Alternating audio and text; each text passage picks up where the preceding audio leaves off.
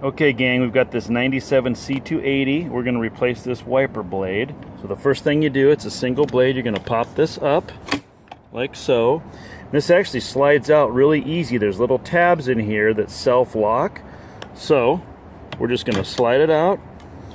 Okay, and you can see this hook here, and I'll show you how that slides in just a second. But basically, you can see on this old blade that it would slide right into that slot, and then it snaps into place. We're going to put a DL24 blade, a little bit different, so let me show you how that works.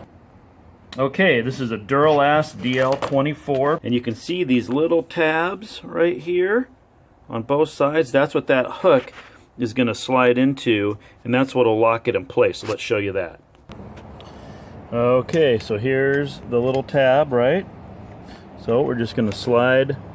Now you can see there's these little sliders here. That's what the blade's going to slide in through. Okay, like so. Then you bring this tab up. Here, I'm doing this with one hand, so it's a little rough, but you get the idea. That goes in, snaps forward. Now you heard that click, and now when you snap that in, that's all she wrote. You see how solid that is, and you're done, and it's raining. We'll see you guys.